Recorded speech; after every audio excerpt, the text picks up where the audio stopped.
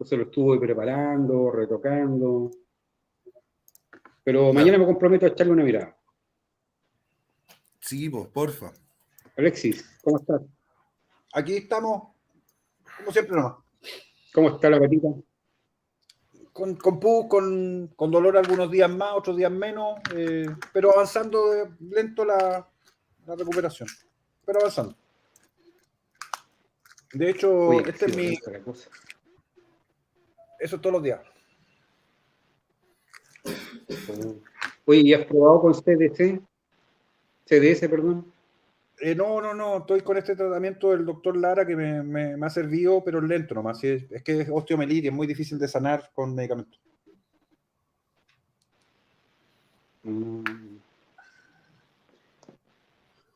Es que en el caso de esa, hay tratamientos que son, bueno, para tomar CDS y otros que se aplican directamente son dermatológicos. Sí, lo conozco, pero no Son estoy con re buenos. ¿Es mi idea, profe Uribe, usted agarró un poquito de peso de la última vez que hablamos? Es que ¿O es la imagen que está muy pixeleada nomás? No, sí, subí de peso. Pero estoy en campaña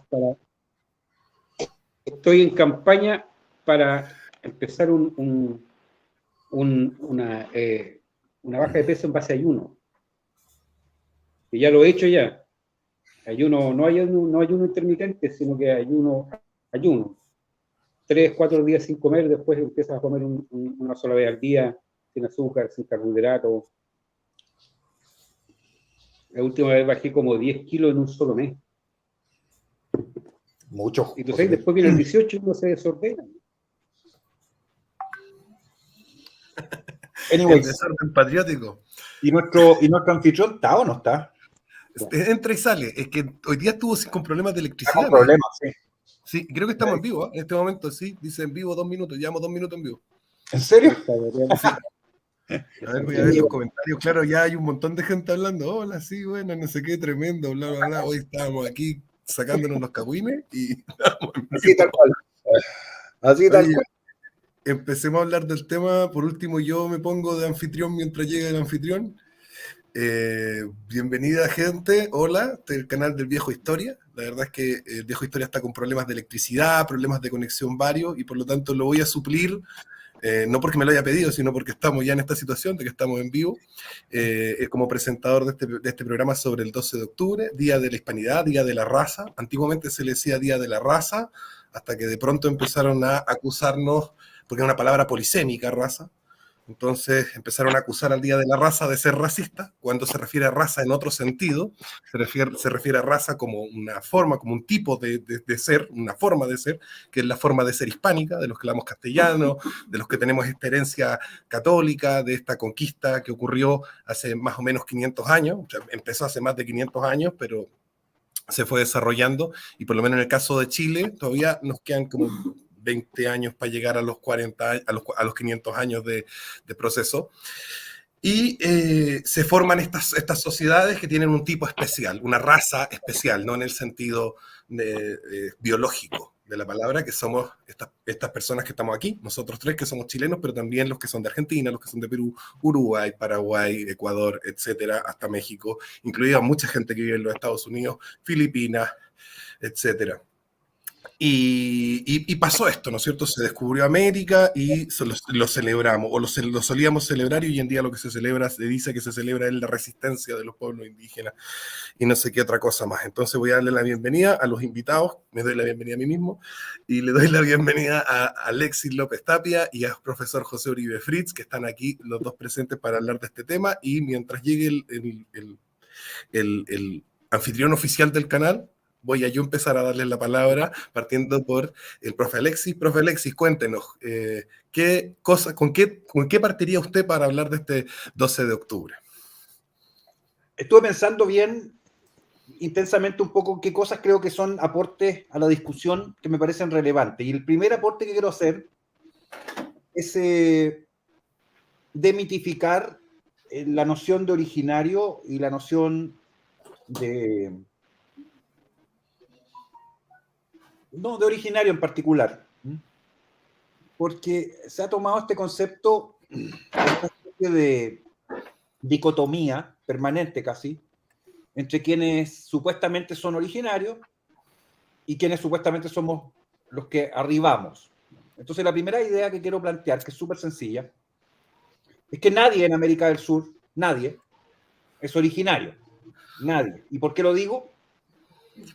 Bueno, porque con Monteverde se tiró por tierra la hipótesis Clovis, que decía que el ser humano había llegado al continente hace no más de 10.000 años. Hoy día sabemos que es mucho anterior, probablemente 40.000 años, pero los chinos están encontrando unos yacimientos humanos de 110.000 años ya en China, y estoy hablando del borde costero chino, por lo cual uno podría retrotraer la fecha de entrada del ser humano a América más allá de 40.000 años. Y esto dice que nadie de los que vive actualmente en el continente se originó en este continente. Todos somos inmigrantes a América, todos, indígenas, europeos, todos.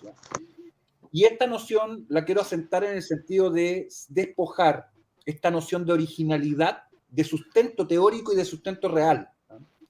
Hay gente que ha vivido más tiempo en el territorio, hay gente que llegó antes al territorio, pero todos, reitero, somos inmigrantes. Ese es el primer concepto que quiero definir para contrarrestar el discurso políticamente correcto y oficial que se nos quiere forzar a aceptar.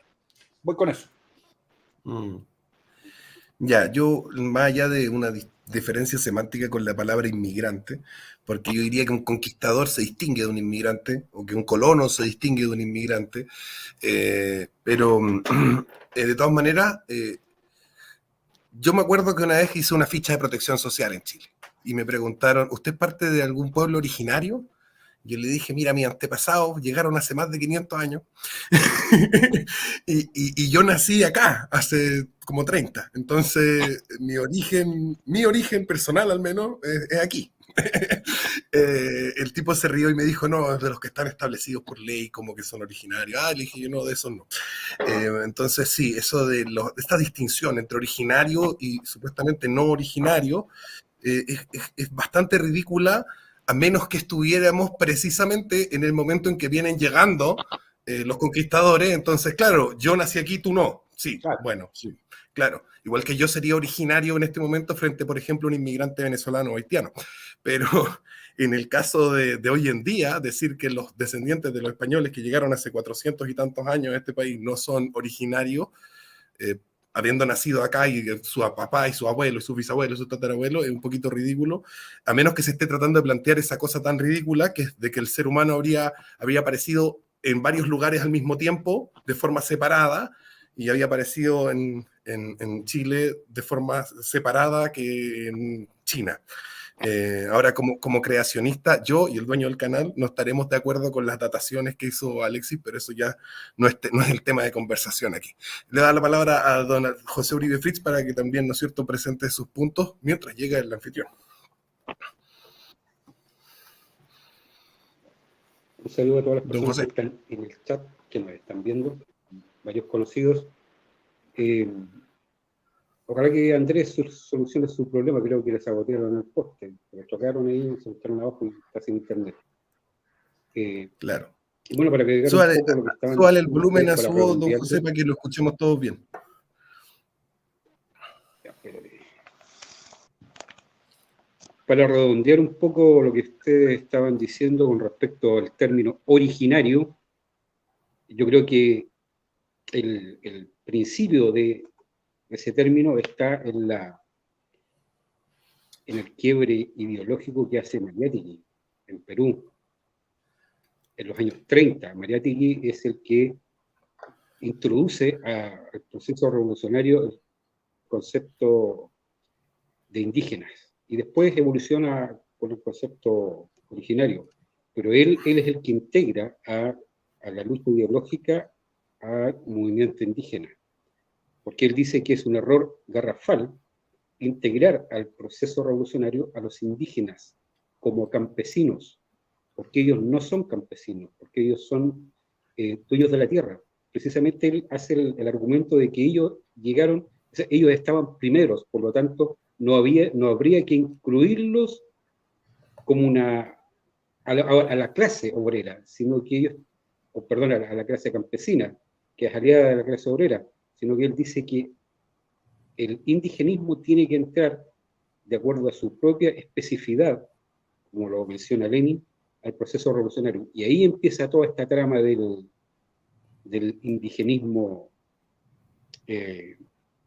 neomarxista, en donde prácticamente deconstruyen. El indigenismo está pensado para deconstruir la unidad nacional y el sentido de cultura unitaria. Para eso se hace el indigenismo, en un sentido estratégico está diseñado para eso, para terminar con la unidad, no solamente espiritual o cultural, social, sino que además para echar por tierra la unidad del Estado, la unidad político-administrativa, que trata de crear un Estado dentro de otro Estado.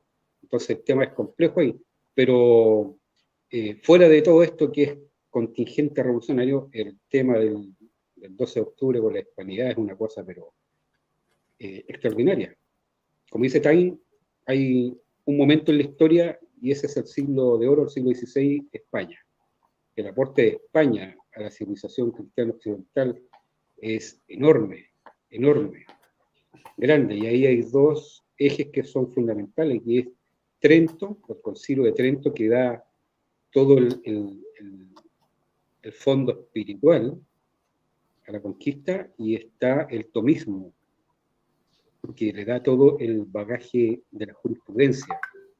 Entonces, en esos dos grandes ejes está todo el sentido de la hispanidad, en el espíritu y en la ley, porque la ley tiene un espíritu que es absolutamente trascendente, es en el sentido cristiano. Entonces, hay por ejemplo, en plena conquista, en los primeros decenios, hay un hecho histórico que prácticamente no se nombra, porque es muy desconocido, que son las controversias de Castilla, en donde la reina ordena detener la conquista para estudiar, y ahí van a llamar a todos estos filósofos y juristas de corte tomista para zanjar el tema si los indios tienen alma, por lo tanto son sujetos de derecho, de todos los derechos, y son sujetos de tener una igualdad jurídica, social, cultural con los españoles. Se detiene la conquista para hacer eso. Entonces, eso es algo que nunca ocurrió en ningún otro país. Ningún otro imperio que haya conquistado se dio el tiempo de detener a esos huestes para discutir si a quienes estaban conquistando eran iguales a ellos o no, y si eran sujetos de derechos igual que ellos. Entonces eso es un tremendo aporte, sin añadir otras cosas más, como por ejemplo todo lo que es el derecho internacional, con Vitoria, el derecho de gente, el derecho internacional, es netamente español. Buenas noches. Buenas noches, Ángela. Oye, Buenas el noches, viejo Eva. Historia me acaba de decir por WhatsApp que le guíe yo el programa nomás porque le parece casi imposible conectarse. Si lo logra hacer, retomará el programa a él. Voy a saludar a Ángela, pero antes quisiera recalcar un punto sobre lo que dijo José al principio. Dijo, hay este pensador que, siguiendo la línea de Lenin, dice esta clase específica que son los indígenas, hay que tratarla con su especificidad de clase, lo cual suena muy ortodoxo si es que lo miramos tan simplemente así. Pero si nosotros observamos la ortodoxia marxista de finales del siglo XIX y de principios del siglo XX en América, es antiindígena, brutalmente antiindígena, porque considera que atrasan las relaciones de producción que se requieren ir revolucionando hacia las últimas fases de la historia, digamos. Y por otro lado, revierte de alguna manera con esta idea de que ellos estaban antes y por lo tanto la tierra les pertenece, revierte al derecho natural anglosajón, al first come, first serve, ¿no es cierto? Al primero que llega, primero se le sirve, que es este derecho natural anglosajón de que el primero que llega es dueño de, que no es lo que nosotros tenemos desde la cultura más romana, donde no, el que llega es el que conquista y reparte. Y ahí se establece la propiedad, no porque llegué primero, sino porque conquisté y repartí entre mis soldados más valiosos, entre mis hombres más importantes. Ahora sí, señora Ángela, ¿cómo está? A ver, Mira, primero que todo, vengo acá porque el viejo también me mandó un SOS urgente, me dijo que viniera acá a ayudar, a moderar y a escuchar a estos tres grandes que tenemos acá en pantalla en este minuto. Me relevas de Así mis que, funciones, yo feliz. sí, te relevo, Seba, por unos momentos. Maravilloso. Así que, bueno, Alexis, un beso, Seba, un beso. Buenas noches, don José Uribe. ¿Cómo le va? Buenas noches. Bien, gracias. Buenas noches. Bueno, continúen. Don Alexis no ha dicho nada hasta este minuto. Adelante, por favor. Me dio la palabra al principio. Yo le di la palabra primero, antes que llegara. Pero dale. Ya. O sea, ¿quién habla ahora? ¿Quién no ha hablado entonces? Le toca a Alexis y ahí vamos corriendo en el sentido de las manecillas del reloj, que es como Perfecto. estábamos más o menos ordenados. Vamos, Alexis, entonces. Adelante. Los dos aportes que hicieron son súper relevantes y efectivamente una primera cuestión que hay que dejar establecida es que desde el inicio prácticamente de la conquista, el Imperio Español asume de que los indígenas en América son súbditos por derecho propio de la corona, justamente a partir de lo que mencionaba José Luis, el reconocimiento de que poseen alma, y luego son seres humanos, y de ahí todo lo demás que deviene en términos filosóficos al respecto. Eso hace una diferencia efectivamente brutal respecto de, por ejemplo, la conquista de Norteamérica por los ingleses, donde o África, pero la que quieras, porque en ninguno de esos casos se produjeron las dos cosas que sí se produjeron en América. Y cuando digo América, y esto es algo que me gustaría transmitirle a todos los telespectadores, porque nosotros nos han tratado de acostumbrar a decir americanos por los norteamericanos, y bueno, la verdad es que ellos son norteamericanos nomás, pues, porque América era esto, siempre. Entonces se vinieron a sumar bastante después a el continente, tanto en términos de poblamiento como en términos de geografía, y la América a la que me refiero entonces es la América hispana, porque esta es América. Dicho eso, la segunda derivada es que efectivamente a partir de todas estas tesis indigenistas se produce esta escisión de esta nación americana en su conjunto, la Patria Grande, que tiene efectos súper concretos en términos de hoy día lo que pasa en la Araucanía en Chorro. Pero, y aquí quisiera ir hacia España, porque no es tan solo el aporte de Mariátegui y toda esta línea de pensamiento el que influyó. Hay dos más que son españoles, que también tienen directa relación. Uno, por cierto, es todo lo que tiene que ver con la ETA y el País Vasco, que genera ahí también la línea identitaria, entre otras derivadas, que va a conectar con lo que está pasando actualmente en Cataluña, con la idea de separarse de España. Entonces, no es que solamente tenga este aporte local, sino que también hay un aporte europeo fuerte y muy fuerte respecto a estas tesis indígenas. Y en el caso español, y aquí quisiera entrar en la materia, porque hoy día nos convoca el Día de la Hispanidad, quería ir atrás, y esta es una cosa que me parece súper importante. Señas por usar. España misma fue cuna de civilizaciones y cuna de imperios todo el tiempo. Cuando llegan primero y antes los cartagineses, fundan entre otras cosas Cartagena, en España estoy hablando, esto en Cataluña.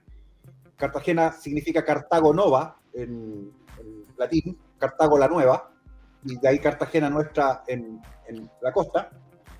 Y luego los griegos, fenicios, romanos, y así. Va a haber un grupo humano de lo que denominamos íberos, o hispanos más en general, que empieza una resistencia en España, desde tiempos inmemoriales. Y eso tiene directa relación con nuestra historia, por lo que voy a comentar y a mencionar. Esto se produce en el norte de España, la zona de Cantabria, donde tribus locales combaten no tan solo a los cartagineses, sino a los romanos mismos, y después continúan en combate y terminan combatiendo la conquista islámica. Y de ese grupo humano particular viene el Valle de Idia, una familia que tiene tremenda importancia para nosotros. El Valle de Idia, el Val de Idia, así se dice, es el origen de la casa de Pedro de Valdivia. Y en el escudo heráldico de Pedro de Valdivia aparecen dos serpientes, que significa que la casa de Valdivia había combatido contra dos imperios. Había combatido contra los romanos y había combatido contra la conquista islámica. Por eso están las dos serpientes en el escudo de armas de Pedro de Valdivia, que el lema es, para el que no lo conoce, la muerte menos temida da más vida. Y un lema muy hermoso que hay que atesorar en el sentido de no tener miedo a que te vaya a pasar algo, porque hay mucha gente que siempre tiene miedo que le vaya a pasar algo y se vaya a morir. Bueno, si usted tiene miedo a la muerte en ese sentido, tiene menos vida. Viva. Ese es como el lema de Pedro Valdivia. Cierro con esto. El acervo de España, en términos de esa bravura que demostraron todas estas tribus del norte español, que son las que originan la reconquista. Quiero hacer hincapié en eso, porque cuando digo esto, hay mucha gente que me dice, pero si Pedro Valdivia en Extremadura. Sí, claro, habían llegado a Extremadura a través de la reconquista, no es que nacieron ahí. Pues bien, esa raigambre es la que se va a proyectar en la España de este siglo XVI, particularmente la España Carlos V. Yo diría que ahí está el momento de mayor esplendor del Imperio Español. Después con los Borbones ya es otra cosa y bueno, viene todo lo demás. Pero bajo los Augsburgos, España alcanza no tan solo su mayor dimensión geográfica, sino también una cosa tremendamente importante que se suele olvidar. La conquista islámica de España duró 800 años y estuvieron a punto de penetrar hacia Francia. Ahí los paró Carlos Martel. Estuvieron por el lado de Barcelona a punto de llegar a invadir Italia y por supuesto toda la zona del Languedoc, y en general, si no hubiese sido por un puñado de valientes que les dieron combate en todas partes, bueno, probablemente Europa sería islámica al día de hoy y nosotros seríamos y estaríamos usando turbantes, entre otras cosas, probablemente. Entonces, este es el acervo de lo hispánico y de esa bravura española, que no tan solo le sirve para conquistar gran parte del mundo conocido de la época, sino además, y esto es muy importante, porque afirma la cristiandad en Europa. Sin España, lo más probable es que Europa no sería cristiana, no habría sido permanentemente cristiana. Así que con eso les aporto. Excelente, don Luis.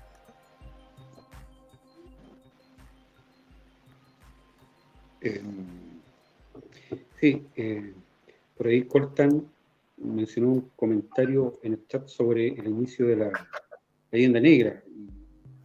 Y es verdad, la leyenda negra empieza en Holanda con el núcleo masón protestante, donde es tan burdo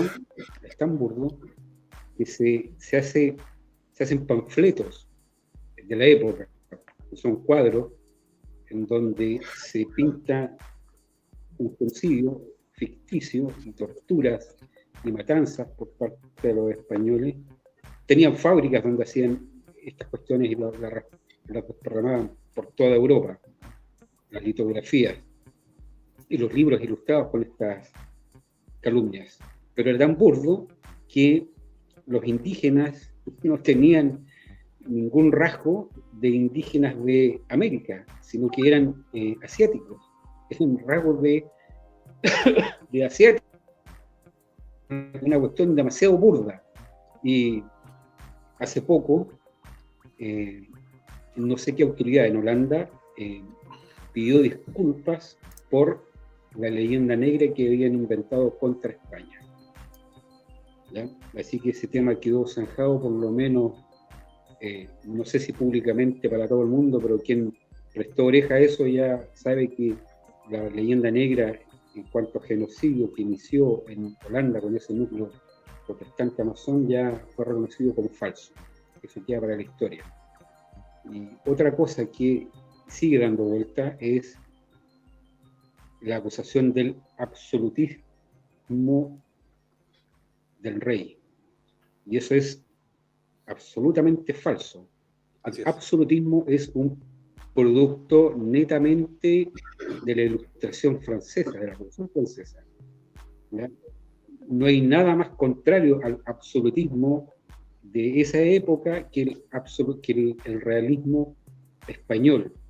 El rey, o sea, lo que viene con España hacia las Américas es toda la estructura medieval que tiene una matriz ontológica trascendente espiritual. Por eso todavía hay súbditos y no ciudadanos, ¿ya?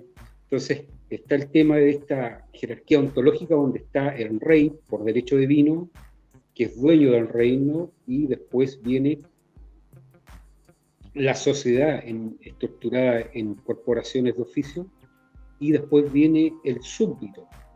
Entonces el súbdito no es estar sometido, no es estar subyugado, sino que es estar subordinado. ¿Por qué? Porque hay alguien que tiene más poder que yo. Hay una jerarquía, y esa jerarquía tiene que ver con no solamente el sentido espiritual trascendente, sino que además tiene que ver con el bien común.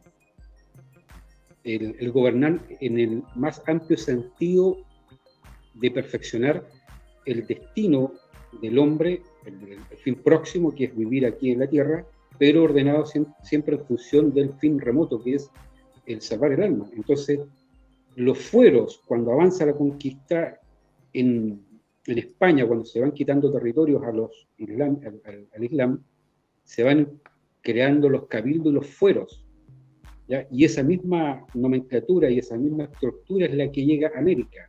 Y los fueros son para precisamente salvaguardar la unidad básica de la sociedad, que es el cabildo con los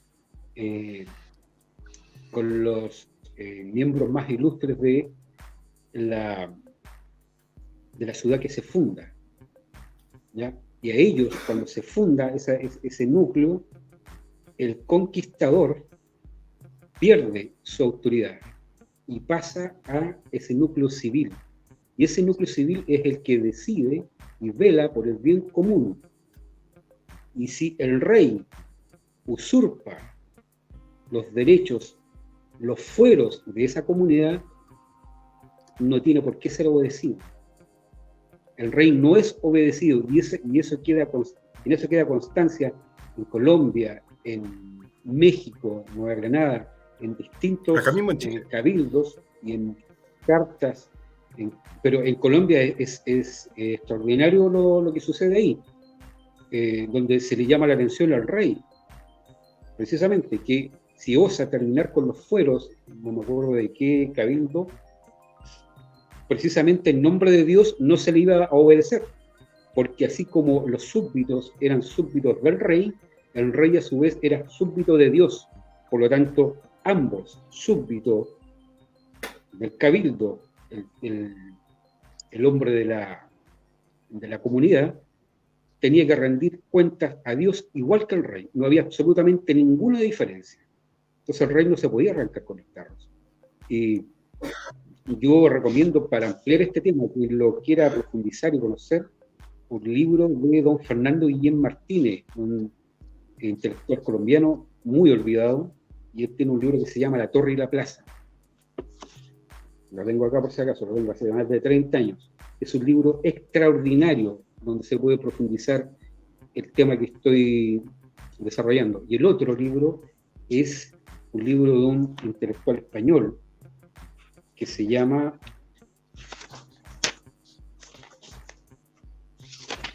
don Álvaro Gómez Hurtado, y el libro se llama La Revolución en América. También lo tengo acá. Estos dos libros para mí fueron fundamentales hace más de 30 años para entender el tema jurídico y el tema espiritual de la conquista de América, que en realidad no está mal llamado colonia. Lo que hay son provincias.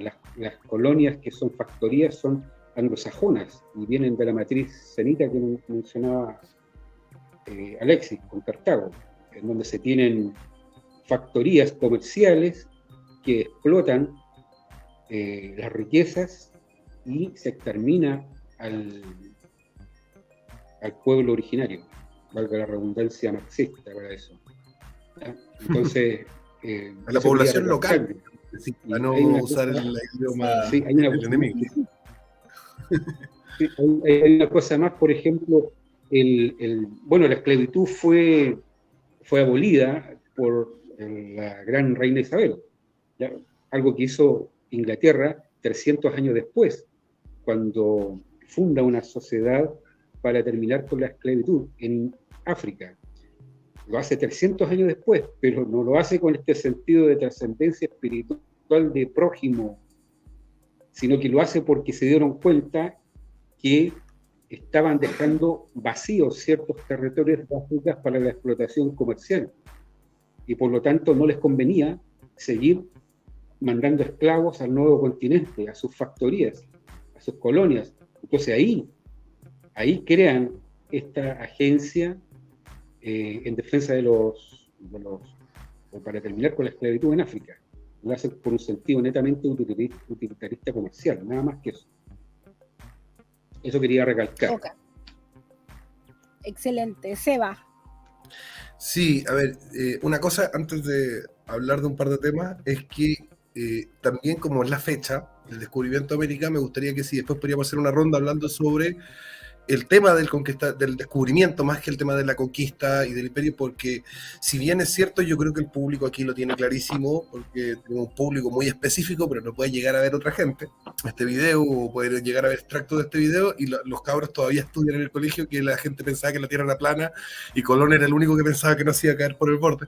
Entonces de pronto hay que ir sacando muchos mitos que hay en todo esto, no porque yo crea que los que nos están viendo son ignorantes, porque yo creo que la mayoría de los que nos están viendo tienen claros esos temas, sino porque de pronto siempre es bueno volver a repetir. Ahora, respecto a lo que decía don José Uribe, efectivamente España, sobre todo intensamente mediante la dinastía de los Habsburgo, va a replicar en América el orden jurídico español, y el orden jurídico español no solamente tiene que ver con esto de las corporaciones de oficio, y con este tema de los fueros y de los sindicatos, de los fueros y de los fueros y cabildos, que son fundamentales. En Chile vemos también el tema, no tengo exactamente el nombre, pero Pedro de Valdivia se encuentra con otra persona que tenía también derecho de conquistar Chile y tenía un derecho real, mientras que Pedro de Valdivia no. Y se juntan y hacen un cabildo con los soldados, y los del soldado del cabildo dicen: no, Pedro de Valdivia, preferimos que él conquiste Chile. Y el otro, con todo su papel timbrado por el rey y por todos los funcionarios de la corona, se quedó con el papel para limpiarse ya saben dónde. Entonces, hay todo un mito de la dependencia, ¿no es cierto? Este mito de que los países de Hispanoamérica, cuando estábamos dentro de la unidad política con España, éramos dependientes de las decisiones de España y teníamos que esperar que el rey nos dijera qué hacer, y estábamos todos parados así mirando el sol, esperando que el rey nos dijera: ya, ahora hay que hacer tal cosa.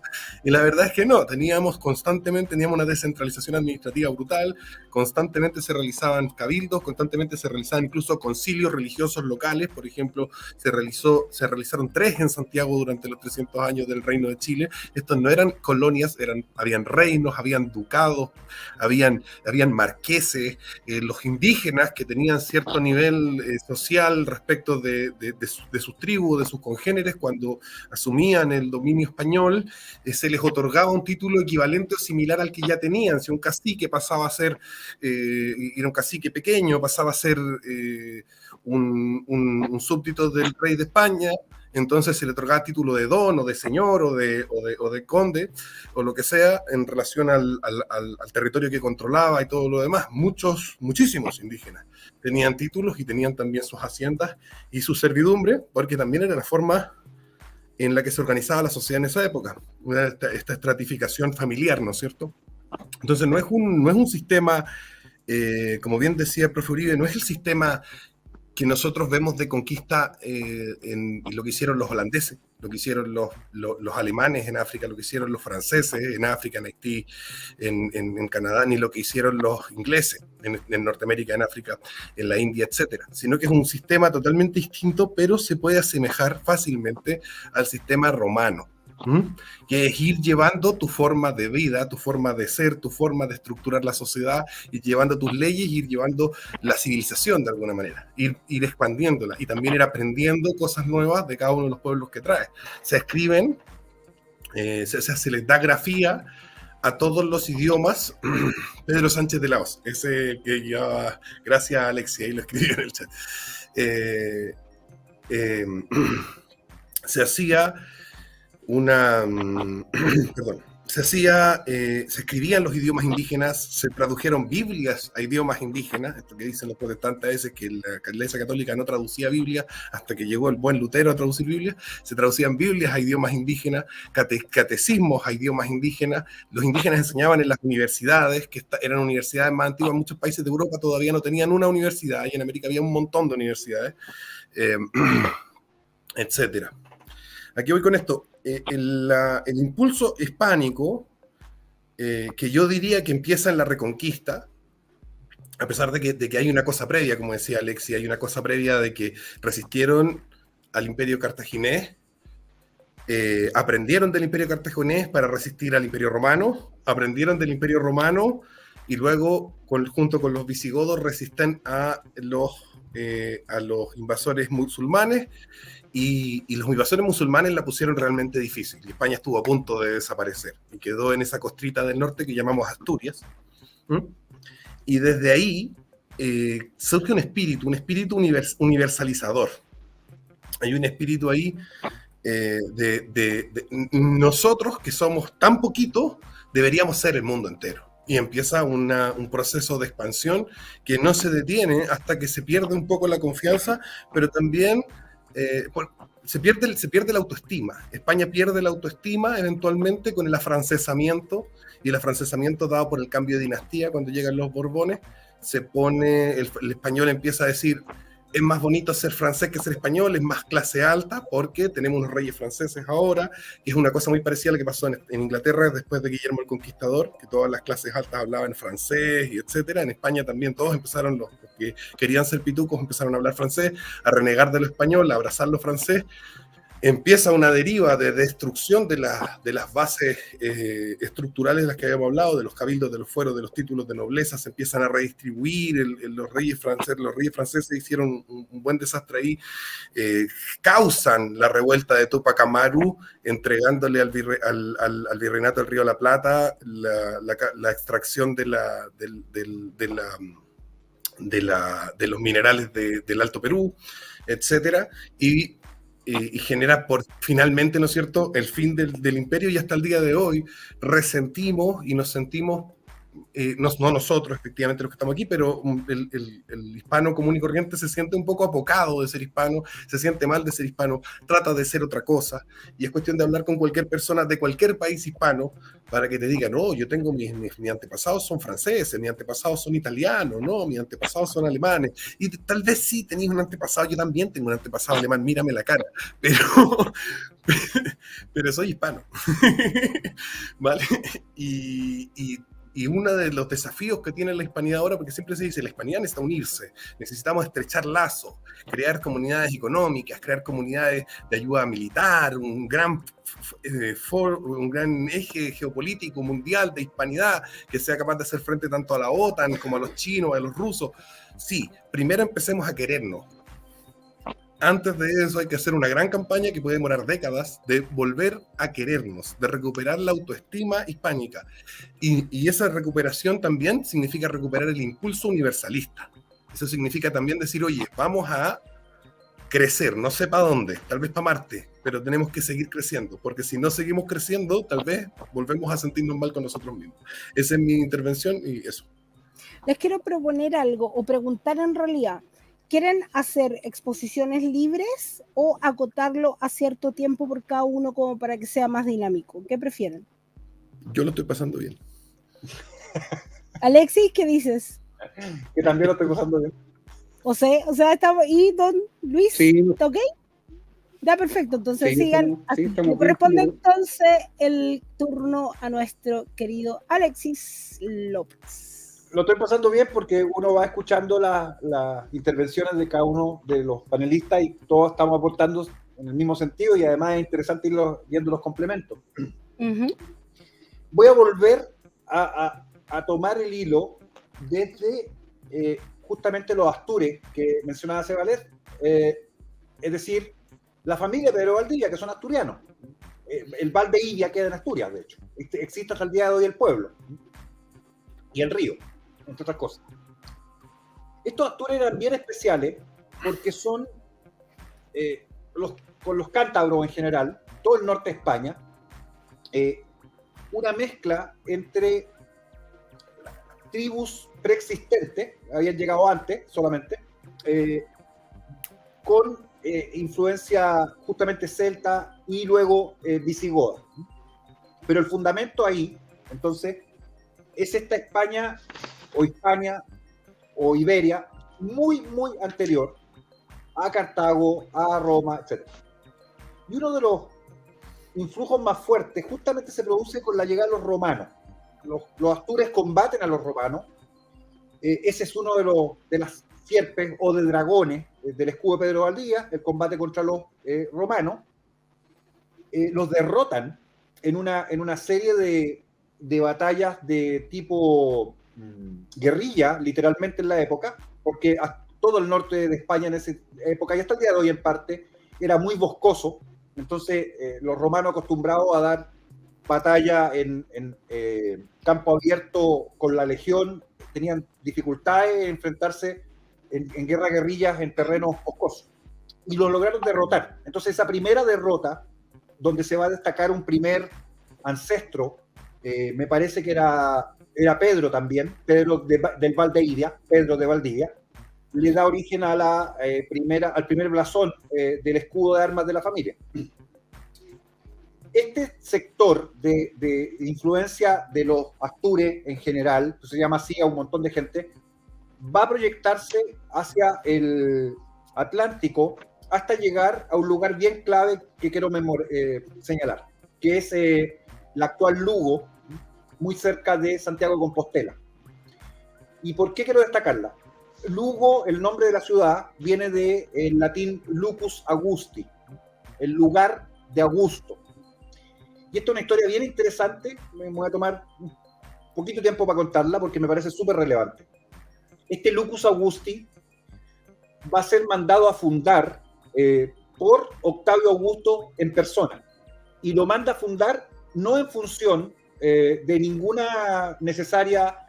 Tenía una cuestión geopolítica clara, el lugar, pero mucho más importante era una visión de carácter religioso, ceremonial.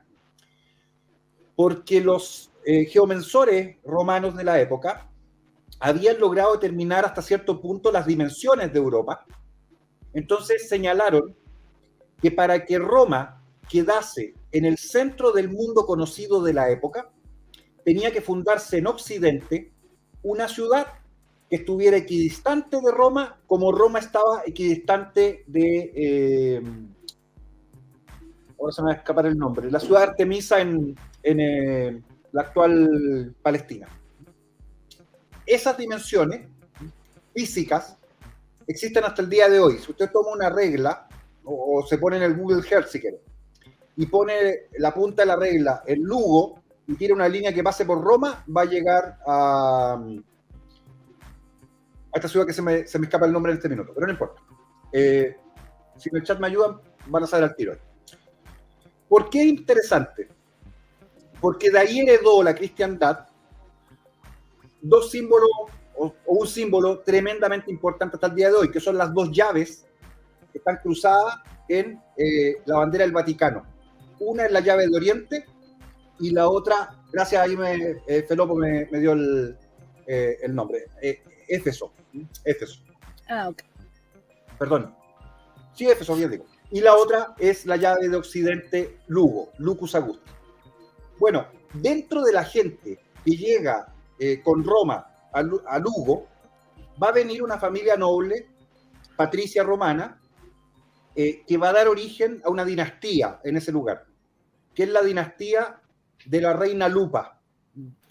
Lupa, lobo, es el origen del apellido López. Lo estoy contando a la pasada entre medio y no es para que digan después de que soy descendiente de Julio César, pero sí. Dicho eso, esta reina Lupa tiene un papel sumamente destacado en la cristianización del norte de España. ¿Por qué? Estamos hablando de cerca de entre el año 0 y el año 100 después de Cristo. Porque la leyenda relata, y hay además, no solo leyenda, hay prueba arqueológica, la leyenda relata, ustedes saben que Santiago, San Jacobo, viajó 2 veces a España. En la primera oportunidad viajó hasta un pequeño balneario que existe todavía, muy cerca de Cartagena, que se llama Santa Lucía, curiosamente. Y desembarcó en Santa Lucía, trató de evangelizar, no le fue tan bien, hubo resistencia y se devolvió. Y la segunda vez ya no viajó vivo, fue muerto. Y en ese segundo viaje, la leyenda cuenta que el cuerpo de Santiago bordeó la costa española hasta llegar a Galicia y terminó entrando hacia el actual Santiago de Compostela, la tierra de la reina Lupa.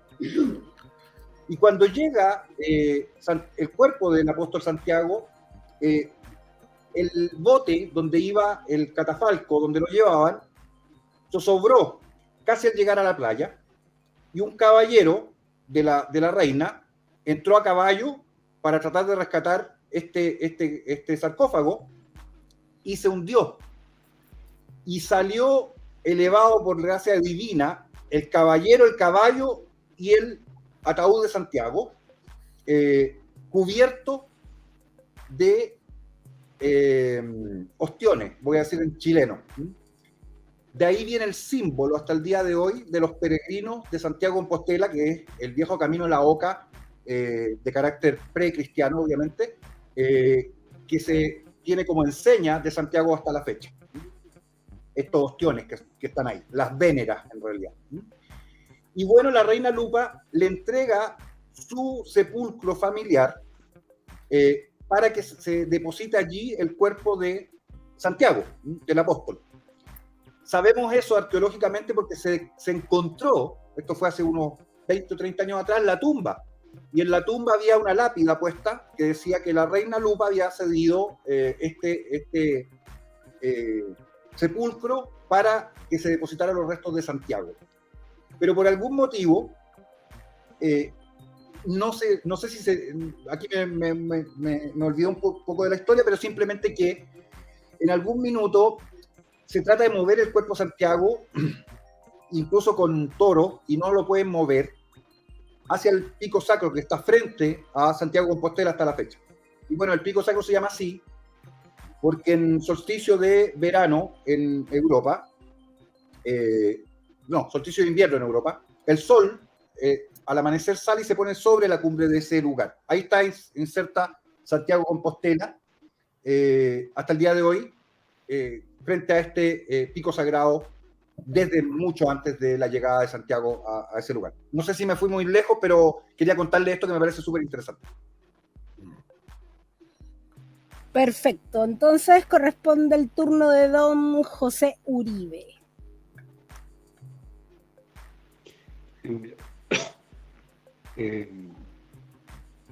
Con respecto a lo que pasó en nuestro país con la conquista española, hay hechos que son fundamentales. Por ejemplo, la infantería, los tercios españoles eran el arma más letal de Europa, era la mejor infantería y el mejor ejército que había en Europa. Y los tercios españoles, la infantería española, está catalogada como uno de los ejércitos de la historia de la humanidad. Y los tercios españoles, la única vez que salen de Europa y se funda un tercio es en Chile, que es el tercio de Arauco. Así es. A ese nivel, ¿no? Y ahí pasan cosas memorables. Por ejemplo, a mí me dio mucha bronca cuando le cambiaron el nombre a la calle Bernard del Mercado, en la estación central. El don Bernard del Mercado era llamado el Cid de las Américas. Era un espadachín español tan bueno que era el mejor de Europa y había conquistado fama y gloria en toda Europa, específicamente en Flandes, y no había quien fuera rival para él, para su espada. Y él, como tenía rivales en Europa, vino al Nuevo Mundo porque le habían hablado sobre la ferocidad de los araucanos. Y él llega, en una de estas remesas de conquistadores, llega a Chile y va a Arauco, y él tiene un duelo memorable con el cacique Longo Naval. Aparte de Lautaro, que fue un gran estratega e inventor de estrategias, hay una serie de caciques que vienen después de él que siguen sumando y diseñando estrategias de combate. Hay un libro que se llama Arauco, raza militar, de el ex general y jefe del ejército Indalecio Telles, que está en la Biblioteca Nacional. Es un libro extraordinario donde él desarrolla todo el tema militar de la guerra de Arauco.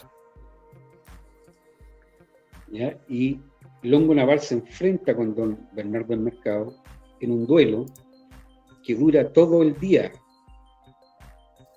Y es un duelo en donde se juegan la supervivencia de, no me acuerdo qué fuerte, pero el que ganaba, entregaba, tenía, es decir, el Longo Naval ganaba, los españoles tenían que retirarse. Y si don Bernardo del Mercado ganaba, los mapuches tenían que retirarse de la zona del fuerte. Bueno, pelearon todo el día y no hubo ganador. Tuvieron que lograr los empates. Ese es un hecho histórico. Y lo otro, que de este tercio de Arauco, con se me olvida el nombre, de don Alonso de Rivera, se forma el núcleo del ejército de Chile. Es la única parte de las Américas donde hay un núcleo estable y un ejército regular y profesional, es en Chile. En 1612 se funda el ejército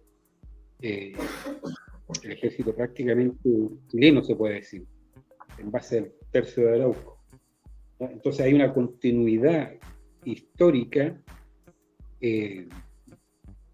y institucional de España que permanece más allá de la época de la colonia y recibe, en el caso del ejército de Chile, recibe todo este legado del Imperio Español. Entonces hay una continuidad que no se pierde con la independencia, para nada. Y volviendo a lo que habíamos hablado al principio sobre este proceso revolucionario que se aprovecha del indigenismo, que lo ensarta en toda su estrategia y su lógica revolucionaria, se produce un fenómeno del marxismo cultural en Estados Unidos que es exportado desde del fenómeno chileno, que es la expropiación cultural. Recuerden que después del 18 de octubre se produce toda esta expropiación cultural, donde los próceres son derribados de sus estatuas. Sus estatuas son derribadas, y ese mismo fenómeno después se traslada a Estados Unidos, y empiezan a derribar las estatuas de Colón y de Fray Junípero Serra. Fray Junípero Serra fue quien descubrió la bahía de San Francisco, por ejemplo, y todo el oeste, el suroeste de Estados Unidos, California específicamente, las escuelas y los hospitales y las misiones las funda Fray Junípero Serra. O sea, el núcleo de esa civilización es absolutamente española y cristiana, y 3/4 partes del territorio norteamericano son españolas. Alaska es descubierto por españoles, Gran Cañón es descubierto por españoles, ¿no? Hay un fuerte, que es el fuerte de San Andrés, que está en la frontera con Estados Unidos, y esto es ya de la época de la independencia, me parece, en donde los esclavos africanos de Estados Unidos se escapan hacia el fuerte de San Andrés, porque saben que, hacia el lado español, porque saben que ahí van a dejar de ser esclavos, y muchos se enlistan en el ejército español para pelear en la frontera contra los gringos, y para ayudar a rescatar a sus hermanos, haciendo razias e incursiones en la frontera. Y recordemos que la esclavitud fue abolida por la reina Isabel, o sea, 300 años antes que lo hicieron los gringos. Y hay un historiador español, que yo no recuerdo el nombre, que hizo un viaje a Estados Unidos y hizo todo el estudio toponímico del sur y el suroeste de Estados Unidos, todo lo que fueron las misiones españolas y las reservas indígenas, porque la mayoría de las reservas indígenas las transformaron en reservas indígenas porque eran misiones españolas, las transformaron en reservas indígenas de los anglosajones, donde tenían prácticamente relegados en campos de concentración a las tribus indígenas norteamericanas. Él hace ese estudio, consiste como en 4 tomos ese estudio, que él hace un estudio extraordinario, y él viaja a Estados Unidos, viaja en auto con otros profesionales y hace ese recorrido y hace ese estudio, y se encuentra con poblaciones indígenas que lo seguían su auto y le pedían que se detuvieran, y cuando se detenía el auto, iban a la parte trasera del auto, se arrodillaban y besaban la parte de la cajuela de atrás, y ahí estaba el escudo de España. Y muchos hablaban español. Estoy hablando hace 30, 20 años atrás que hizo ese estudio, este historiador español. Muchos hablaban español y contaban historias de sus abuelos, de sus bisabuelos, cómo eran tratados por los misioneros. Bueno, y ahí está el caso más emblemático, que es el robo que hacen los anglosajones de la historia de Pocahontas. Patricio Lons, amigo nuestro, en su canal de historia desarrolla mucho más el tema en profundidad de esta expoliación cultural que hacen estos anglosajones, de las miles que han hecho sobre la cultura española.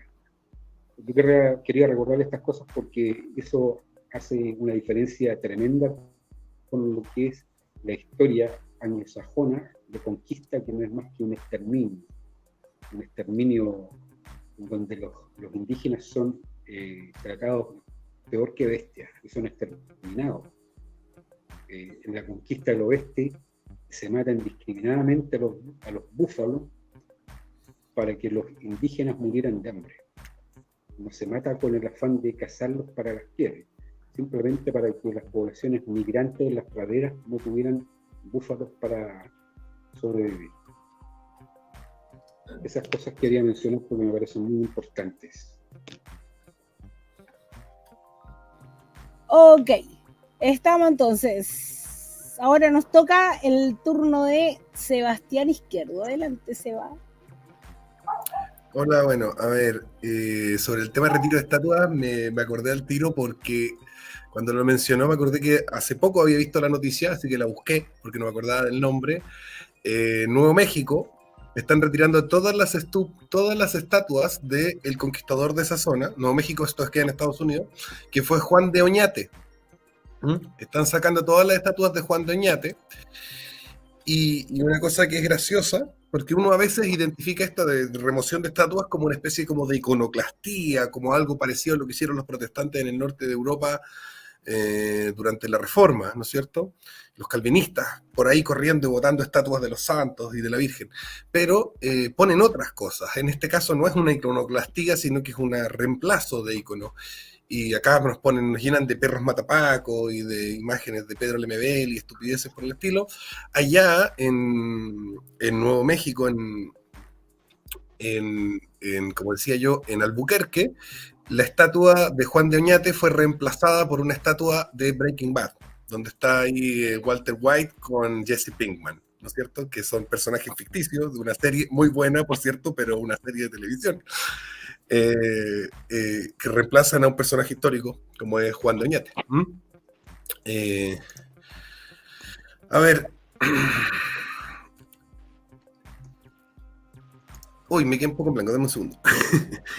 Nosotros hoy en día, precisamente, yo creo que no es mala noticia, y esto va a sonar extraño, que no es mala noticia que nos estemos enfrentando a toda esta adversidad, este indigenismo, esta adversidad contra nuestras raíces hispanas, porque la verdad es que creo yo que durante la conformación de nuestros estados nacionales y de nuestras identidades nacionales, como son los países hispanos que hoy en día existen canónicamente, Chile, Argentina, etcétera, que los nombré al principio, Uruguay, Ecuador, Perú, México, Guatemala, Belice, etcétera, Venezuela, nos dimos una identidad, nos tratamos de dar una identidad en contraposición a lo español y nos generamos una identidad mestiza, de pueblo oprimido, etcétera. Nos juntamos una historia que nos acomodó bastante en ese momento y que nos duró 200 años. Y con esta llegada del indigenismo, con esta llegada de todos estos impulsos ya muy corrida la teja, de lo anti-español, incluso ya yendo contra lo mestizo y buscando la pureza de lo originario y todas estas cosas, y todos lo vemos y decimos, esto es terrible, pero precisamente es bueno, para mi gusto, es bueno que esto empiece a ocurrir, porque si no ocurre esto, no empezamos a repensar y a redescubrir la importancia tremenda que tiene nuestra herencia hispana, y habría quedado para siempre solapada dentro de esta concepción de mestiza de Estados-naciones y no sé qué.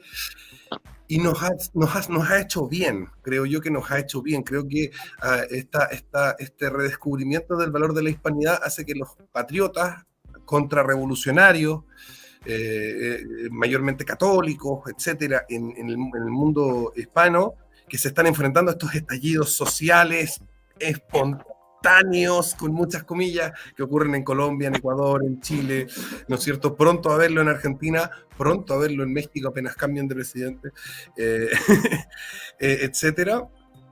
Y que nos vemos enfrentados a estas situaciones, también hagamos un esfuerzo por redescubrir esto, y al redescubrir esto generamos una capacidad de formar lazos que antes no teníamos.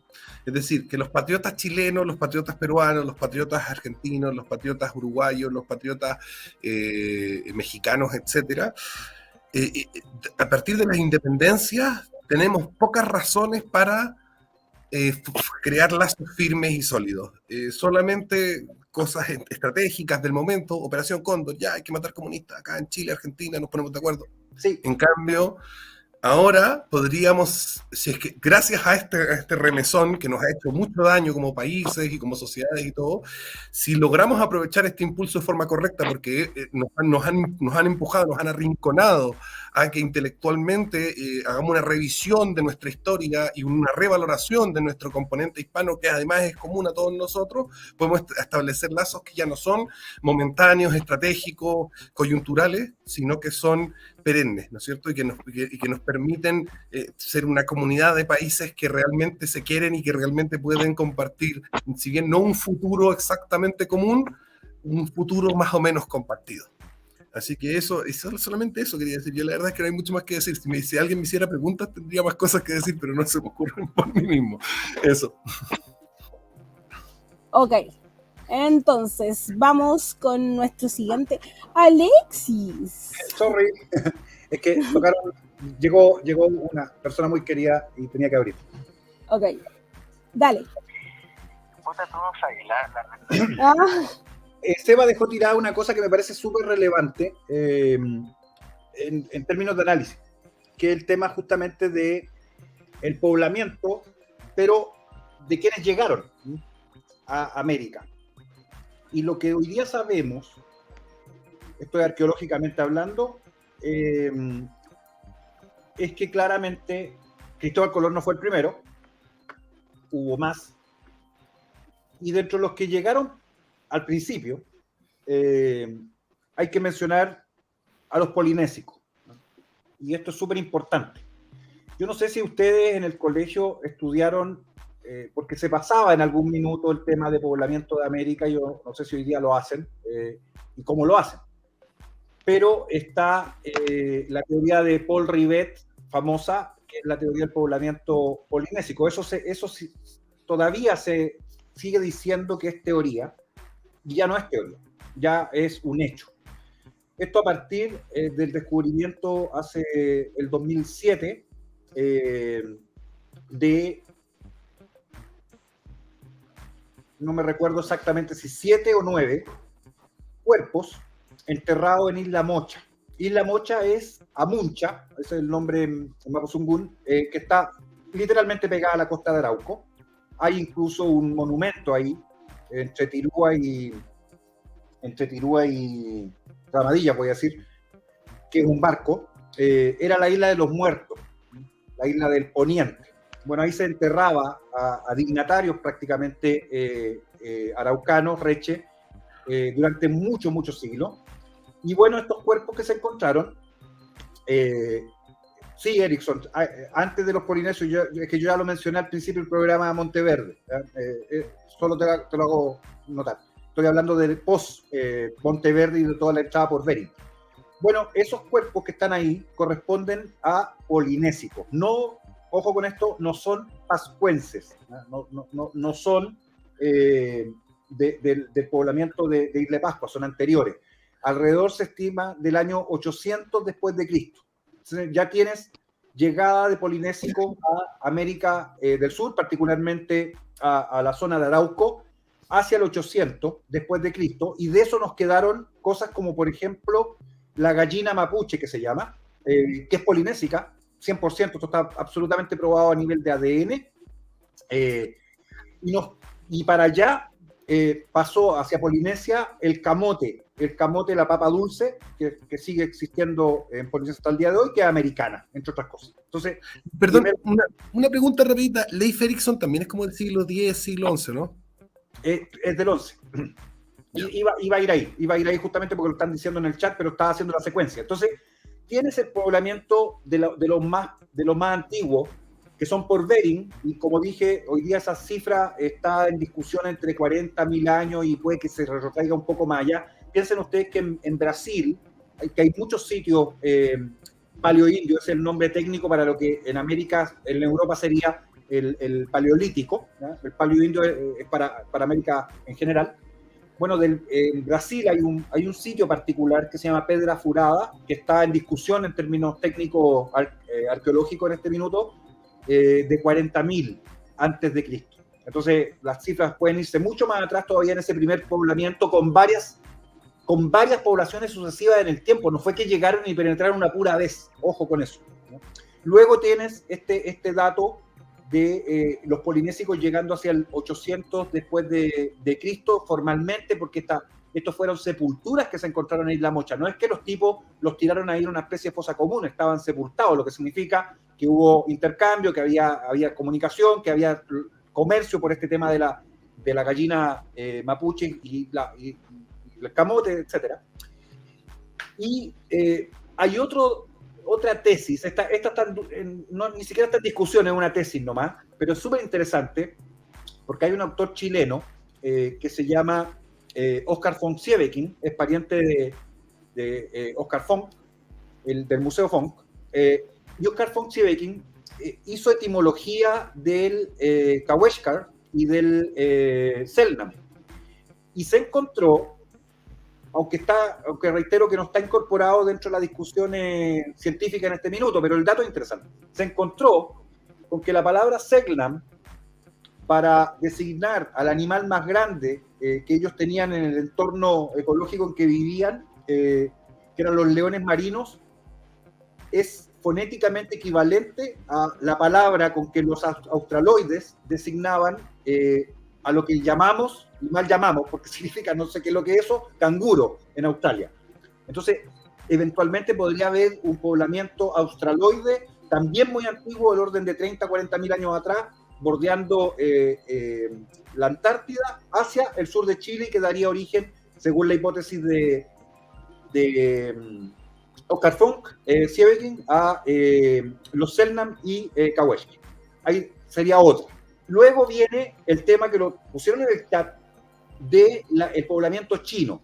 Eso también es bien interesante estudiarlo, porque los chinos tienen unos mapas súper detallados, no me acuerdo exactamente el año, pero hay una gran expedición de Swansea, que se llama, que bordeó toda Asia hasta llegar a África. Eso está absolutamente comprobado, pero parece que también exploraron hacia la costa de Norteamérica, y según algunos dicen, esto no lo voy a afirmar, es simplemente otra hipótesis más, habrían llegado incluso hasta Centroamérica y habrían tenido influencia en el desarrollo de la civilización maya, probablemente, y antes incluso de la Mexica. No, antes de la mexica, no. Estoy hablando de los Olmecas. Olmecas, eso, exactamente. Gracias.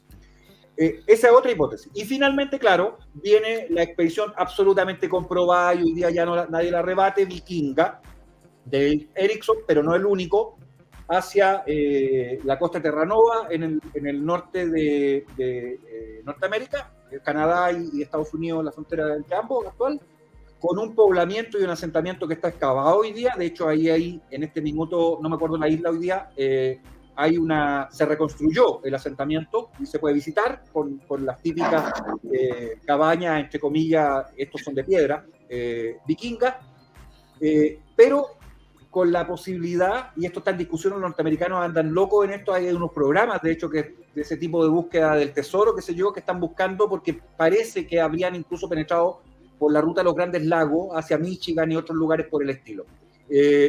Y hay ahí una serie de cosas bien interesantes, como una piedra rúnica que se encontró, que está muy en discusión, etc. Entonces, simplemente señalar que había llegado mucha gente a América del Sur mucho antes de que Colón llegase a Guanahani, y el propio Colón, y esto es un dato interesante, que no es, a veces se tiende a simplificar la figura de Colón, una especie, no sé, de marino nomás.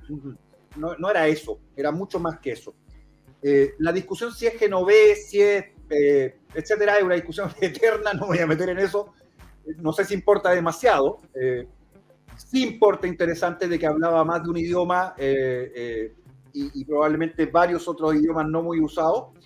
Y en una de sus expediciones en barco llegó hasta Suecia, Noruega y probablemente Finlandia actuales, probablemente también no a Groenlandia, a Islandia, hizo de eso algún reporte. Y finalmente, y este es un dato sí duro, interesante, en una recalada que hace en, no sé si la isla del Cabo Verde o... no me acuerdo porque estoy haciendo todo esto de memoria, hermano. Pero bueno, el chat siempre me ayuda en eso. Bueno, en esa isla le comentan que había llegado un árbol extraño flotando con un fruto muy raro y se encuentra con una palmera. Entonces, aparte había llegado gente a esa isla. Entonces había un registro oral de que había gente que había llegado no desde ni África ni Europa, sino que habían llegado del otro lado. Y Colón atesora eso y lo incorpora como parte de los datos que tiene en la cabeza cuando propone esta expedición, primero a Portugal y luego a los reyes de España. Cierro, listo. Los dejo un segundo, discúlpenme. Perdón. Por tiempo yo creo que vamos a ir a la última ronda, ya que el programa tiene que terminar un ratito más. Así que ahora el turno de última ronda de don Luis Uribe. Don José Luis. Gracias. Yo quiero cerrar con algunas frases, algunas ideas, algunos conceptos de intelectuales y escritores que no son precisamente españoles, así que no se les puede acusar de imparcialidad. Como un dato histórico súper relevante para terminar, hace unos pocos años atrás, el censo de la población indígena, distintos censos daban como resultado la existencia de entre 40 y 50 millones de indígenas en Hispanoamérica. En la América anglosajona no pasan de 2 millones, así que el genocidio nunca fue español. El genocidio verdadero fue el genocidio anglosajón. ¿Ya? Y por eso me interesa a mí recalcar algunas ideas de escritores que no son españoles. Por ejemplo, don Jean Dumont, historiador francés. Él dice que si por desgracia España se hubiera pasado la reforma, se habría vuelto puritana y habría aplicado los mismos principios que América del Norte. Un inmenso genocidio habría eliminado de América del Sur a todos los pueblos indígenas. Theodore Roosevelt, presidente de Estados Unidos, él afirma: fue un fraile español, el padre de las casas, el que inspiró las leyes de Indias, tan paternales para que los españoles, con la transfusión de su sangre y de su vida y de su fe, implantaran en nuestro suelo una civilización muy distinta de la de otros pueblos conquistadores, más humanitaria que la que mata y esclaviza razas, como han hecho los franceses, los ingleses y nosotros mismos con los indios en Norteamérica.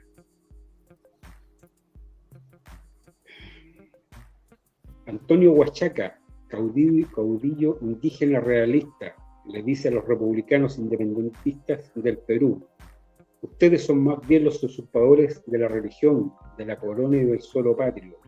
¿Qué se ha obtenido de vosotros durante 3 años de vuestro poder? La tiranía, el desconsuelo y la ruina en un reino que fue tan generoso. ¿Qué habitante, sea rico o pobre, no se queja hoy? ¿En quién recae la responsabilidad de los crímenes? Nosotros no cargamos semejante tiranía. Charles Stuart Cochrane, capitán de la Marina inglesa, en su obra Viajes por Colombia, afirma lo siguiente: así, con las tribus diseminadas de antropófagos, se había formado un nuevo mundo español, con la cultura, con el mismo gobierno, con las mismas leyes y con el mismo idioma. No eran colonias lo que España había fundado, fueron naciones e imperios lo que creó. España defendía con gran cuidado sus numerosas fronteras, viajaba en América la mayor parte de los tesoros que sacó de su seno, con el objeto de que esos países pudiesen disfrutar en paz de una tranquilidad que la metrópoli desconocía, a la que cada 20 años Inglaterra le declaraba una guerra marítima para despojarla de los escasos tesoros que recibía. Es un hecho insólito el que con la protección de un pueblo poco numeroso, todo un mundo haya disfrutado de 3 siglos de paz. Carl Grimberg, historiador sueco: todo historiador imparcial reconocerá que el comportamiento de los españoles hacia los indígenas no tiene punto de comparación con la destrucción sistemática de estos hasta su total extinción en América del Norte, obra de otros colonizadores. Ramiro de Maeztu, aquí el sentido de hispanidad quiero decir algunas cosas. La misión histórica de los pueblos hispánicos consiste en señalar a todos los hombres de la tierra que si quieren pueden salvarse y su salvación no depende sino de su fe y de su voluntad. España fue a América, no por plata, sino a decirles a los indios que todos eran hermanos, lo mismo los blancos que los negros, todos, puesto que siglos antes en otras tierras lejanas, un mártir había derramado su sangre en el sacrificio para que esa sangre estableciera el amor y la hermandad entre los hombres de la tierra. José Antonio Primo de Rivera. Ramiro Ledesma Ramos, ahí está la América hispana, pueblos fuertes, vitalísimos, que son para España la manifestación perpetua de su capacidad imperial. Nosotros somos ellos y ellos serán siempre nosotros. Maestro, con esto termino, nosotros que nunca sentimos el orgullo del color de la piel, precisamente para proclamar ante el mundo que la raza para nosotros está constituida por el aura y la fe, que son espíritus, y no por las oscuridades plásmicas. Con eso termino mi intervención. Muchísimas gracias por la invitación al programa. No, al contrario. Muchísimas gracias a usted, y aparte de eso, bueno, el profe de historia le pide todas las disculpas correspondientes, ya que lamentablemente, como tiene problemas con internet, no puede él estar acá, pero le agradece obviamente sus intervenciones y que haya venido. Así que muchas gracias, don José. Vamos entonces con Seba. Última A ver, intervención. partir con una cita, ya que el profe Uribe estaba con cita. Estaba Margaret Thatcher en una entrevista por el tema de la guerra de las Malvinas y le preguntan a Margaret Thatcher, oye, ¿vamos a ganar seguro esto? Entonces Margaret Thatcher responde, bueno, los argentinos son dos cosas, son españoles y son italianos. Si los argentinos pelean como italianos, vamos a ganar seguro. Pero si se ponen a pelear como españoles, puede que nos saquen la cresta. No lo dijo con esas palabras, pero no es una cita exacta, no la pongan entre comillas, pero búsquenla, se parece. Y eso significa que nosotros, hay que tomar la palabra de Thatcher, y por lo que está diciendo. Si peleamos como españoles, le ganamos a los anglosajones, que son hoy en día un polo geopolítico importante como el comandado por Estados Unidos. Y no lo está diciendo solamente en las Malvinas, lo está diciendo, o sea, ella lo está diciendo para las Malvinas en el contexto, pero nosotros lo vamos a aplicar a todo el contexto geopolítico y hacia el futuro. Cuando me preguntaban en el chat, y qué bueno que me hicieron una pregunta porque si no me pongo a divagar nomás, ¿cómo se combina patriotismo con hispanidad? Entonces yo le voy a poner un par de ejemplos. Cuando España ganó Lepanto, en la Liga, la Santa Liga, creo que se llamaba Santa Liga, profe Uribe, ¿me corrige? ¿Santa Liga era? No me corrige. Santa Liga, cuando la Santa Liga gana la batalla de Lepanto, los protestantes celebraban, estaban saltando, dando saltos en una pata a los protestantes, que no eran católicos. Y cuando los turcos asediaron Viena, los protestantes le dieron tregua en las guerras de religión a los católicos para que fueran a defender Viena. ¿Por qué? Porque ahí hay una guerra y hay un conflicto entre dos bandos, efectivamente, que existen, los protestantes y los católicos, en Europa, pero existe una conciencia superior a esa, que es la conciencia de cristiandad. Y entonces cuando los católicos le enfrentan victoriosamente a los musulmanes, los protestantes que están en contra de los católicos, que están enfrentados a los católicos, celebran porque tienen conciencia de unidad en la cristiandad, una cosa un poco más grande. Entonces, no es, con esto quiero explicar la concordancia, uno no puede, y uno de los problemas que tiene el nacionalismo liberal republicano de la Revolución Francesa, que todo tiene que ser como una cosa monolítica, una estructura así muy sólida, soy solo chileno y lo único que soy es chileno y no sé qué, no puedo ni siquiera sentirme orgulloso de ser santiaguino porque sería casi que separatista, no. Hay, digamos, identidades que se solapan, entre sí se traslapan, entre sí están traslapadas, y obviamente la patria es fundamental y es lo más importante y tenemos que tenerlo, y si somos patriotas, es lo que más nos importa, pero no podemos dejar de lado otras cosas que están más abajo, por ejemplo, el barrio. Yo no, por estar preocupado de la patria, no voy a dejar de lado mi cuadra, mi vecindad, ni mi familia, y por estar preocupado de la patria tampoco voy a dejar de tener conciencia de que tengo una hermandad especial, distinta, con estos pueblos que comparten conmigo esta historia, esta cultura, este idioma y otras cosas. Entonces, ¿qué significa, cómo se combina patriotismo con hispanidad? Bueno, yo quiero lo mejor para Chile, y en tanto esté armonizado con lo mejor para Chile, también puedo querer lo mejor para el resto de patrias hispanas. Y apoyarlos y ayudarlos, en tanto esa colaboración mutua beneficia a mi país y al de ellos. Y que somos más fuertes. Cuando somos españoles somos más fuertes. Cuando somos pequeñas tribus indígenas peleando por tonterías, no somos más fuertes, somos más débiles. Y es por eso que los ingleses se han dedicado, y allí decían en el chat, la sede de los mapuches está en Bristol, efectivamente, los ingleses se han dedicado a que cada pequeña identidad, y ahí está lo de Punta Arenas con su bandera de somos de Punta Arenas y no sé qué, por ahí cuando estuve viviendo en Aysén, el tema de la independencia de la Patagonia chilena era un tema, y después está un poquito más al norte los mapuches que nosotros, y después no sé qué, y los aymaras y no sé qué, y todo eso, los enemigos de que los hispanos seamos fuertes, incentivan todo este tipo de estupideces para que estemos enfrentados y fragmentados y fraccionados en pequeños grupitos peleando por tonteras, en lugar de defender nuestras patrias de la mejor forma que podemos hacerlo, que es uniéndola con las otras patrias que son objetivamente nuestras patrias hermanas, y no uniéndola en el sentido de que tengamos un mismo país, no estoy hablando de eso, obviamente. Ese hispanismo como de neoimperio, neonación hispana, no es lo que estoy hablando, sino alianza. Criterios de amistad. O sea, ¿por qué hacemos tratados de libre comercio? ¿Por qué hacemos tratados de libre comercio con los países del sudeste asiático y no sé qué, y no con los hermanos hispanos? Bueno, tal vez porque los hermanos hispanos son un poquito desastrosos y no nos conviene tanto, y eso es verdad. Pero, ¿por qué son un poquito desastrosos los hermanos hispanos y nosotros chilenos nos estamos encaminando a ser un poco desastrosos también? Una de las cosas que explican que nosotros estemos encaminándonos a ser bastante un poco desastrosos como nuestros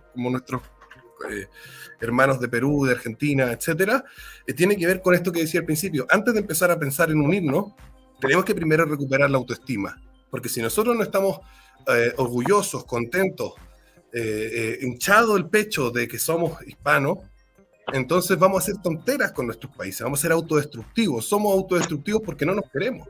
Porque ¿qué es lo que hace la insurrección? Que trapea el piso con la bandera. El video está, la imagen está, ¿no es cierto? Se la mete en el culo. Eso es lo que hace con la bandera. Eso es lo que hace con lo que somos. Bueno, todos nuestros procesos autodestructivos son procesos de autorrechazo que tienen que ver con un problema de autoestima colectivo cabrón. Necesitamos recuperar el autoestima colectivo y recuperando la autoestima colectiva vamos a tener países mejores y nos van a dar más ganas también de juntarnos y de hacer cosas en común que tengan provecho. Pero mientras sigamos pensando que ser hispano es lo peor, y los venezolanos quieran ser franceses, y los peruanos quieran ser también franceses, y los chilenos quieran ser alemanes, y los argentinos quieran ser italianos, vamos a seguir puro leseando, ¿no es cierto? Eso. Estoy tratando de controlar el lenguaje porque en mi canal hablo harto garabato, pero acá parece que no se puede. Tenés que portarte bien acá, vos, si el canal del viejo, vos. ¿Ah? Ya, pues Evita, gracias por tu última intervención y vamos entonces para terminar con nuestro querido Alexis López.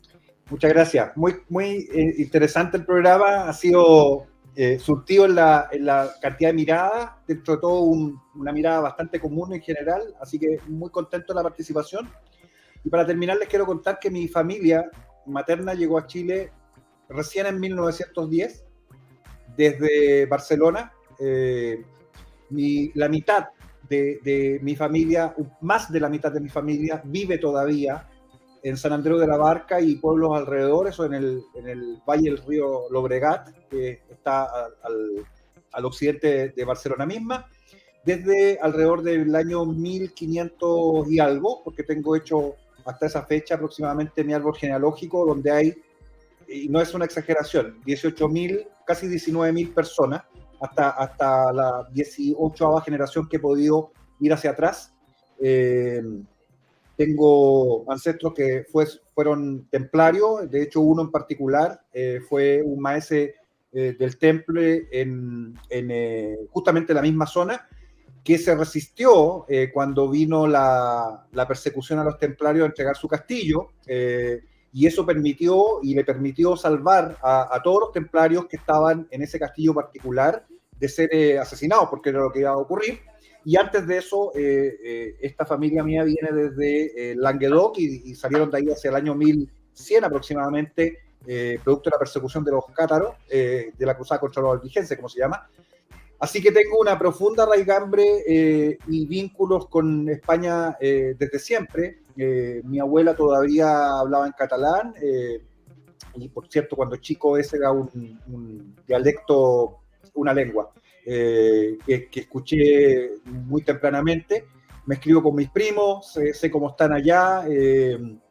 Eran viñateros y siguen siendo viñateros en buena medida en ese mismo pueblito San Andrés de la Barca, que hoy día está bastante más desarrollado que hace 1600, pero la casa donde viven, la misma calle y la misma casa es de 1600 aproximadamente, ese lugar. Así que los vínculos con España los tengo absolutamente vivos y vigentes. Me siento profundamente chileno y me preguntaban si yo era más bien catalano o español la otra vez, no sé quién, y yo le dije, no, si yo soy chileno, punto. Pero ahí están mis ancestros, parte de mi ancestro. Acá en Chile, a la llegada, mi tío bisabuelo fue uno de los fundadores del Centre Catala, que está hasta el día de hoy y existe ahí. Está una foto de él en el Centre Catala. Veo con mucha tristeza noción independentista catalana. Tengo discusión con algunos de mis primos por este tema, porque me parece que sacar a Cataluña de España es desmembrar algo que no debiese jamás ser desmembrado, y que no tiene sentido además, porque ha sido una unidad política, geográfica, histórica, religiosa, étnica, desde, ya mencioné a los Astures, así que estamos hablando desde mucho antes de 2000 años atrás. Y España está viva en nosotros, y termino solamente con una anécdota que siempre me gusta, a propósito de todo lo que ustedes han mencionado, recordar. Cuando se hizo el juicio de cuentas a don Francisco de Aguirre, uno de los capitanes de Pedro de Valdivia, en Lima, por la Inquisición, le encontraron que las cuentas estaban todas bien, no había problema de plata, no había desfalco ni nada por el estilo, pero la Inquisición le preguntó lo siguiente: explíquenos por qué usted ha tenido 104 hijos con 54 mujeres indígenas. Y Francisco de Aguirre le respondió: pues porque creo que hago un mejor servicio a Dios teniendo hijos con la India. Muchas gracias. Buenas noches. Listo, entonces. Oye, 1.000.000 de gracias por el tremendo programa que se mandaron. Muchas gracias, Alexis, Seba, don José Luis. Bueno, espero, chicos, que les haya gustado el programa. Lamentablemente, obviamente, nuestro querido viejo no puede estar por razones técnicas, pero les manda su agradecimiento y un saludo a toda la gente del chat. Recuerden dejar su like y compartir el programa, por supuesto, y bueno, nos estaremos viendo comentar. Exactamente, comenten debajo del programa, porque eso es súper importante y ayuda a las visualizaciones. Pónganos a partir de abajo, digan que estábamos equivocados en todo y hagan un debate de 200 comentarios para que el algoritmo de YouTube diga: este video está interesante. Exactamente. Bueno, entonces, señores, buenas noches y muy buenas noches a la gente del chat. Nos vemos. Chao. Chao, Seba. Chao, José Luis. Chao. Chao. Gusto haber estado con ustedes.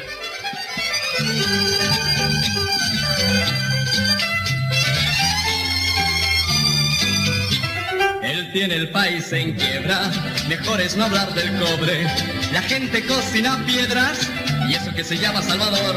La patria se ha puesto rumbo.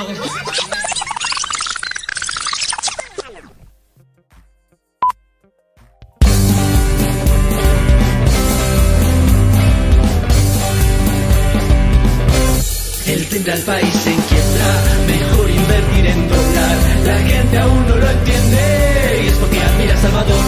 La patria hoy mira y tiembla, se irán al mercado negro. La inflación es el luto y es porque admira a Salvador. La prepotencia del FA, la conversión es un club y el maconaje antifa nos tienen sin ver la luz. Al pueblo él engañó, la mentira se trancó, impuestos sean puros, esta es su revolución. El fracaso es proyectable, no habrán medicamentos, tendrán fe toda la gente, es porque admira a Salvador. Sumar a no más cesantes, gobernar al ignorante, engaña con grandes plantes, y es porque admira a Salvador. La prepotencia del FA, la conversión es un club, y el maconaje antifa nos tienen sin ver la luz. Al pueblo él engañó, la mentira se trancó, impuestos sean puros, esta es su revolución. El fracaso es proyectable, no habrán medicamentos, tendrán fe toda la gente, es porque admira a Salvador. La democracia cristiana de nuevo vendió la patria, volvió a subir al trono a uno parecido a Salvador.